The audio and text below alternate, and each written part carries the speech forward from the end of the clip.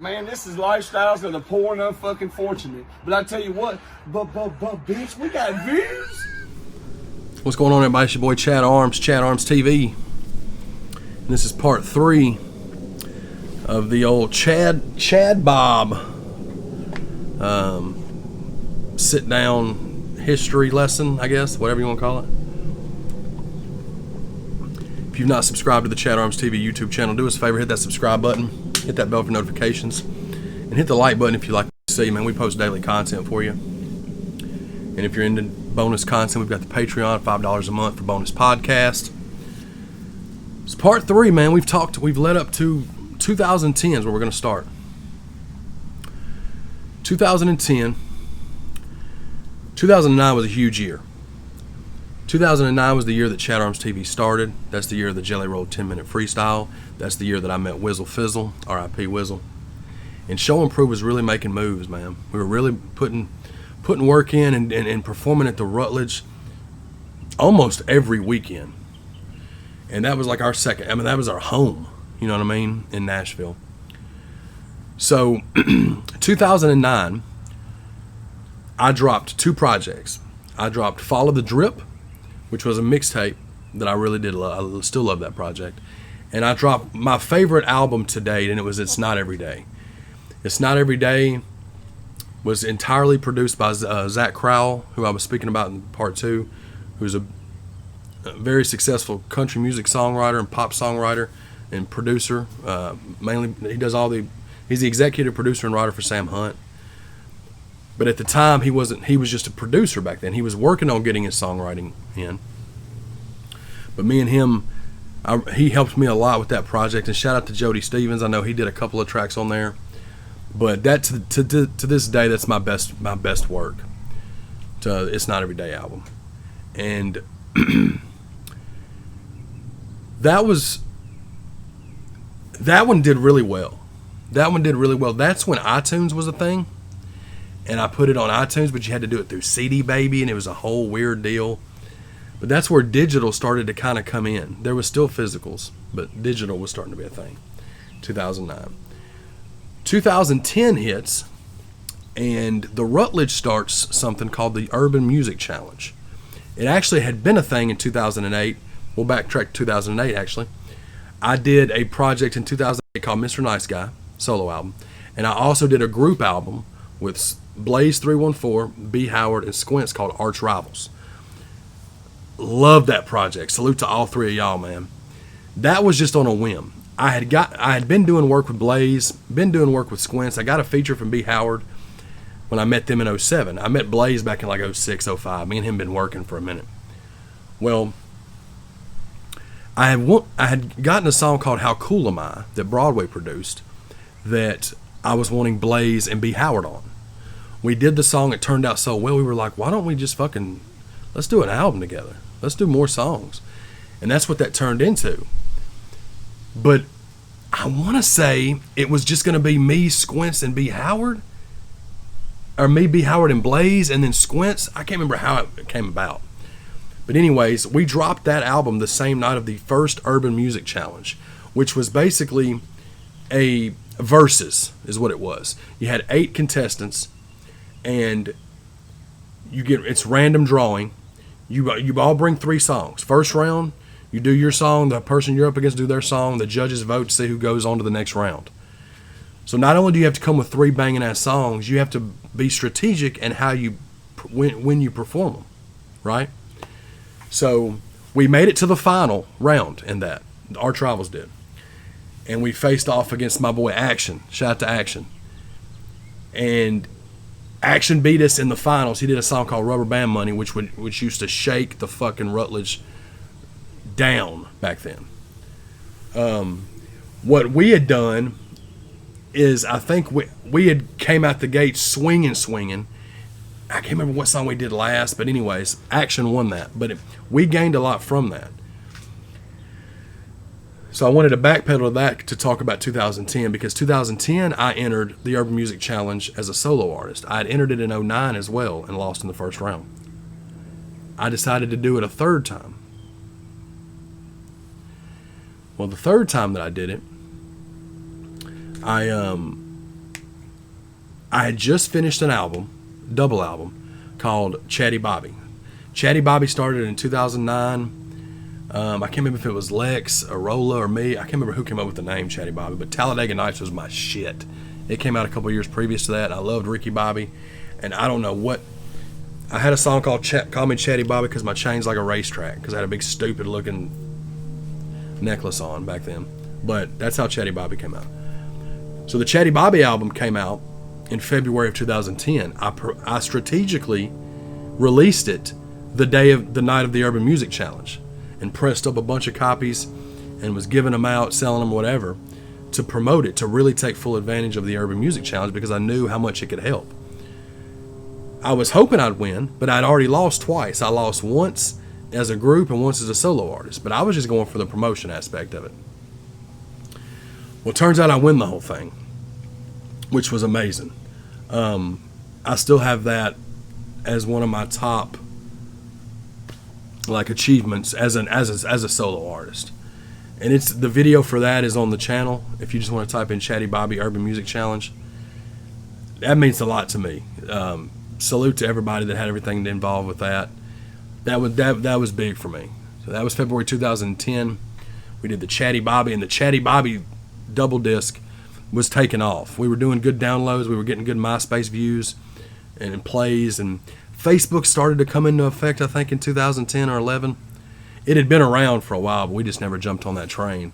But still, there was no apps, really. You know what I mean?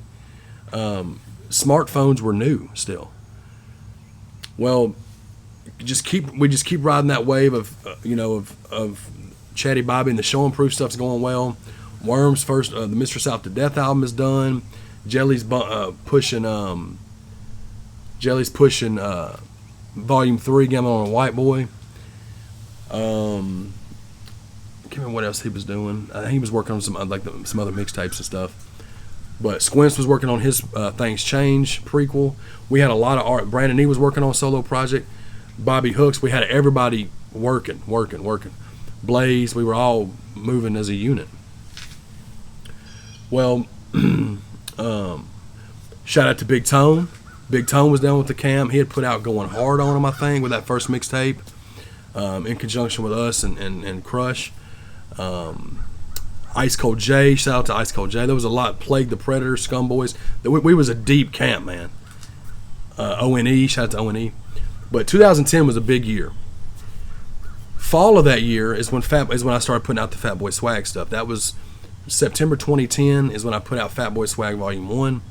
And again, we're still really performing heavy at the Rutledge. Heavy at the Rutledge. Just moving along. And still just pushing. But I was starting in 2010, 2011, I started to develop a habit, a pill habit. And I've talked about this before. I'll talk about it on here. I'm not scared to talk about it because I don't have that issue anymore. I was still working a factory job the whole time this was going on. So I had a pain pill addiction. Lortabs or Darvocets or Tramadols, whatever it is. I was taking because I was having to get through work. Well, then I got hooked on them and I started taking them when I wasn't even at work. You know what I mean? So I started getting a little careless. 2010, 2011, we dropped Fat Boy Swag Volume 2. I know Worm dropped Still Out South in 2011. Jelly hosted Volume 2, Fat Boy Swag. And we were doing big things back there. 2009, you can even backtrack. We linked up with Bravo Gator and Lex and Stack and Charlie P and Rehab and all of them and did that Greenbrier show, which was big. It was a big thing back then. Top Dollar. Lex had just gotten home. Bravo got back into music. They were on the Chatty Bobby album. Lex and Bravo both. Salute to y'all. But I was just throwing that in there too. There's a lot to have to remember. But 2011, Fat Boy Swag 2 came out. Not only was I had an addiction to pain pills, I was taking Xanax too. Not bars. I wasn't that crazy on them. But I was taking the little footballs. And I was just doing stupid shit, bro. Like I'd go to the Rutledge and drink a few mixed drinks, pop to Xanax, and would drive home fucking like a dumb fuck. I did that every weekend, man. Looking back at how dumb I was. Well, in 2011, there was this huge opportunity for us to perform, opening up for Jelly in a show in Murfreesboro. Jelly's buzz is starting to steadily grow and grow and grow. He put out Deal or No Deal in that time, 2010, 2011, which was huge. He put out 11 on the Come Out mixtape, and we were all fucking with each other. Show and Prove. He was repping Show and Prove. We were repping A Game. It was a family. I had done a show in Coshocton, Ohio the night before, the Jelly show in Murfreesboro in 2011. It was myself, Played the Predator, and Jamie LeMay. Shout out Sis, Money Shot Photography. And instead of staying the night there, we decided to drive home from Coshocton, Ohio in the middle of the night. It was an 8-hour drive. I was hammered. I was passed out in the back seat. I wake up to the cops pulling us over. Cops pull us over. I forget that I have some Xanaxes in a little pill bottle in my console because I'm a dumbass, right? So of course they find it. They search us. They find a reason to pull us over because of this out-of-state tags. My buddy Plague was driving and he was good. But yeah, man, they found the pills, and of course I had a prescription, but I didn't have my prescription on me. It was at the house because I'm a dumbass and I was just meandering through life, not giving a fuck. So my fat ass gets put in handcuffs and taken to jail for the first time in my life, and the only time in my life I've ever been in trouble, in Coshocton, Ohio at 2 a.m. for possession of drugs. I think it was like 6 or 7 Xanax pills. If it would have been Tennessee or Kentucky, it would have been 2 felonies. Luckily in Coshocton, Ohio, it was the highest misdemeanor you could get. Somehow Money Shot Photography and Plague find somebody to bond me out of jail on an out-of-state bond at 3 a.m. that happened to know Jelly. And I got out of that situation. I ended up going back and having to show proof of my prescription. And because it was a misdemeanor, I ended up just getting out of it with a fine. But it was a wake-up call for me in the sense that that could have been really bad for me if it would have been if I'd have got pulled over an hour up the road, because we were almost in Kentucky. We go home, we do the Jelly show. I'm so hammered. Even after that happened, I didn't learn my lesson, and I took more pills the next day. And I'm so hammered at the show, I don't remember the first thing about it. Squints told me that I yelled all my verses. My brother drove me home. I don't remember anything about the show. That was like a wake-up call. So I was getting burnt out. I was getting burnt out because I had been going for 10 years, 100 miles an hour with the music with no break. I was getting burnt out with music. I was getting burnt out at work, and I was on drugs, bro. Now, I wasn't strung out like shooting or snorting or nothing like that, but I was addicted to pain pills, like taking 4 or 5 a day and taking 2 Xanax a day for every day, whether I was working or not. I was addicted to pills, man. And what really, I just was burnt out, man. And I had some personal stuff happen at the end, in like 2012. And I fell off the map for like 2 years. I fell off the map for 2 years. I deleted my social medias. I didn't talk to anybody. I was in a bad spot, man. I'd gotten done wrong by a female at the time that just was really fucked up and lied and just did some really fucked up shit to me. And I stayed on drugs. I went to work, still worked my job, went to work, took pills, came home, went to sleep, repeat. And I did that for 2 years. I fell off social media. Everybody was wondering what happened to me. I just stopped talking to everybody. At the height of our buzz with Show and Prove and my buzz with Chad Arms, at the height of it, my dumb ass was addicted to pills and drinking and fucking just fell off the face of the earth. From 2012 to 2014, I disappeared. And I get so mad at myself looking back at that. But it's all part of my story. So what got me out of that slump is I was driving home, fucked up one night, half asleep on a Xanax, and almost wrecked on a road close to my house. And if I'd have wrecked, it would have went off in a ravine, it'd have killed me. There's no way I'd have lived through it. And it woke me up. I pulled in the driveway, I sat in the driveway, and I just started crying in my car. Like, what the fuck did you just do, Chad? You had everything going for you, and you let drugs and a shitty relationship or a shitty friendship or what a deal that happened take all of your momentum away that you had worked 10 to 12 years for. So 14, I stopped.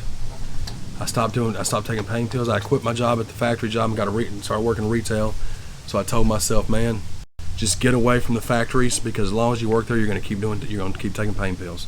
And the day that I quit is the day that I said, I'm not taking pain pills no more. And it fucking sucked. You're talking about a guy that did them for 7 years, man. Every day. Prescription. But did them every day. And it was a rough couple of weeks. And I stopped taking Xanax. I stopped doing all that stuff, man. And it was rough. And I wasn't near as addicted as a lot of people are out here. I never went to anything stronger. But it was enough to really fuck me up, fuck my cloud of vision up, and take me off of my trajectory. And 2014 was a wake-up call, June of 2014. And I got back into music. I took a 2-year hiatus and got back into music. But it makes me so angry thinking about it, what could have been. But you can't do that. In life, you can't look in the rear view like that, because you can't go back and change that. This isn't the butterfly effect. This isn't Back to the Future. This isn't, you know what I mean? What you've done is done. You just got to try to learn from that. But yeah, it was a rough 2-year patch, I'll say that. But I needed it to happen, obviously. And if that wouldn't have happened, if I wouldn't have taken a break from music, I probably would have ended up dying. I probably would have ended up being dead. I would have kept doing what I was doing, and I would have ended up doing something. You know what I mean? I'd end up the path that I was on was a dangerous one, and I just think that was the higher power's way of sitting me down and being like, "What the hell are you doing?" You know.